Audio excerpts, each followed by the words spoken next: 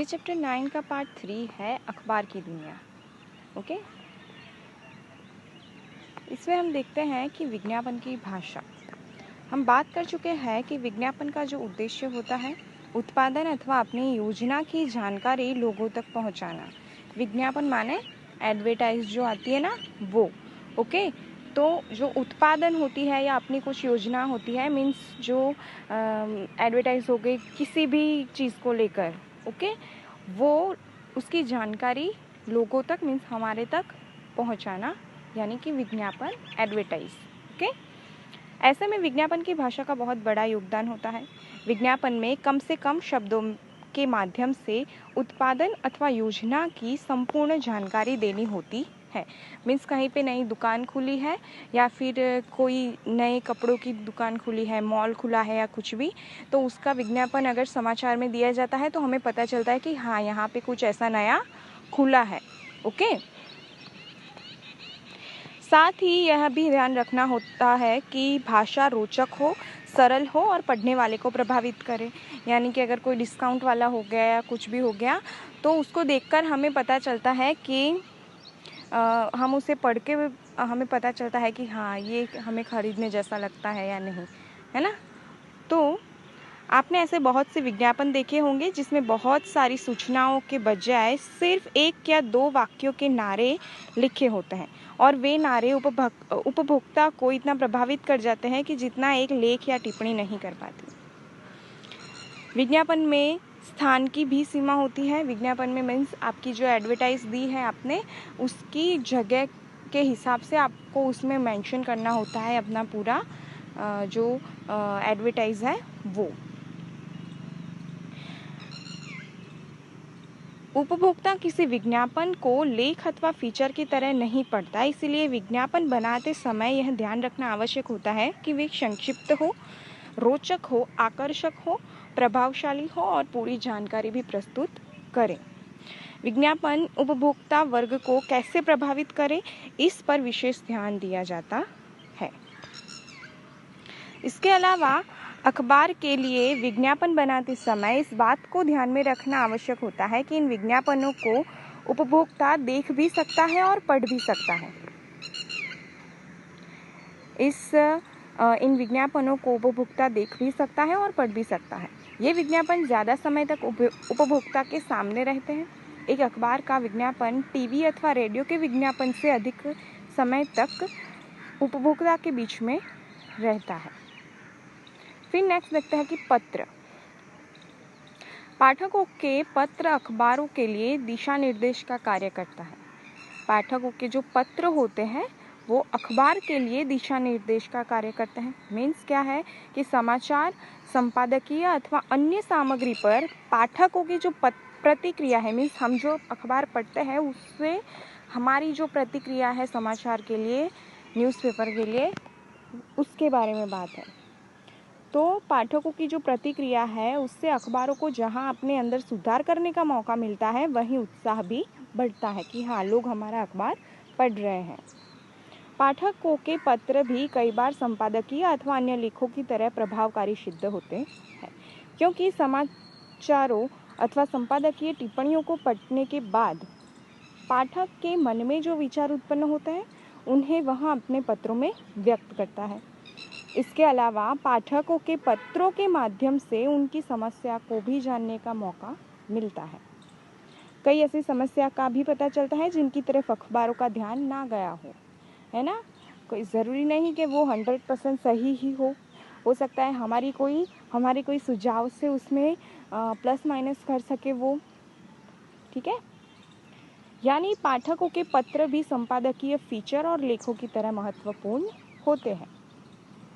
फिर देखते हैं कि मौसम और बाजार भाव। जिस तरह लोगों को दूसरे समाचारों की प्रतीक्षा रहती है, उसी तरह बहुत से लोग ऐसे होते हैं जिन्हें मौसम और बाजार भाव की जानकारी प्राप्त करने की होती है। कई बार आप जानते होंगे कि कल कितनी गर्मी थी या सर्दी थी, कल बारिश होगी या नहीं होगी। फिर आप उसी तरह अपनी दिनचर्या निर्धारित करते हैं, है ना। समाचार के अंदर मेंशन किया होता है कि आज मौसम कैसा रहेगा, है ना। फिर बाजार भाव यानी कि जो वस्तुएं हैं, सोना चांदी है, उसका भाव आज कितना रहेगा या वगैरह, उसके हिसाब से स्टॉक मार्केटिंग चलता है। ठीक है, तो इसी प्रकार किसानों और व्यापारियों तथा मछुआरों को मौसम की जानकारी की ज़रूरत होती है। यात्रा करने वालों के लिए भी मौसम की जानकारी होना ज़रूरी है। वस्तुओं के भाव रोज़ बढ़ते और घटते रहते हैं। ऐसे में व्यापारियों और दुकानदारों को बाजार भाव की जानकारी जानना आवश्यक होता है। यदि आप कभी सुनार की दुकान पर जाओ तो सोने का भाव पूछो तो दुकानदार तुरंत उस दिन का सोने का भाव बता देगा।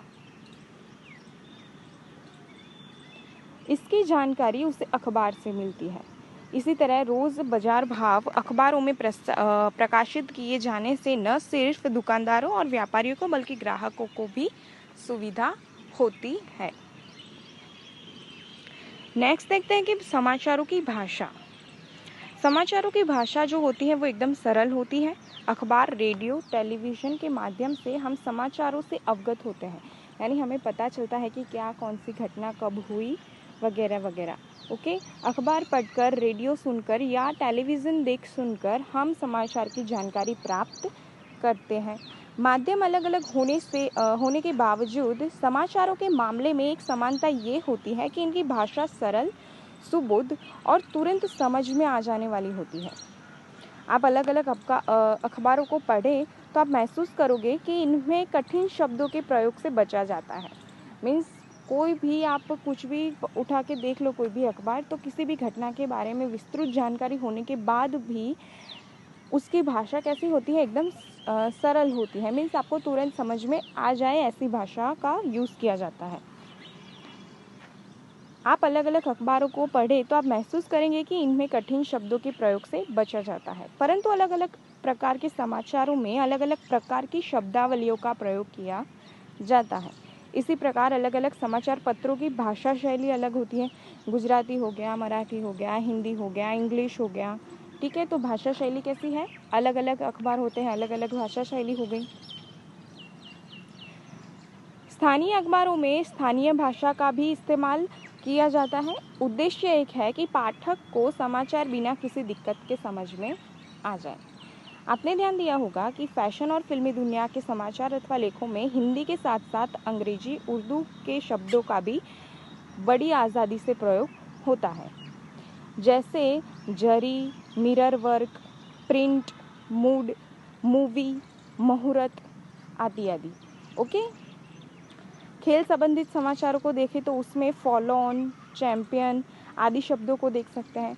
तो मीन्स कहने का मतलब ये कि जो फिल्मी, फैशन दुनिया या खेल जगत की जो दुनिया है उसके बारे में अगर कोई समाचार छपता है तो वो उसमें कुछ ऐसे शब्द भी डाले जाते हैं जैसे इंग्लिश हो गया, उर्दू हो गया। ठीक है, तो ऐसा मिक्स करके उसका यूज़ किया जाता है।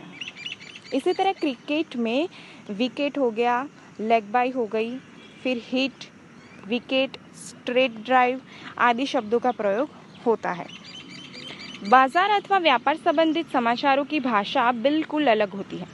उनमें गढ़े हुए शब्दों का प्रयोग अब इतना होने लगा है कि व्यापार की भाषा अलग हो गई है।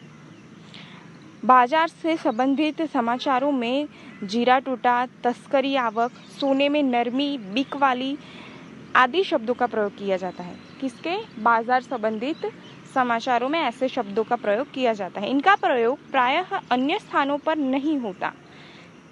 ठीक है, इसी तरह आपने पढ़ा होगा कि चना उछला, उड़द लुढ़की या सरसों के दाम खड़े। ओके, ये सारे क्या हो गए? बाजार संबंधित शब्द हो गए जिनका यूज़ ऐसे समाचारों में होता है।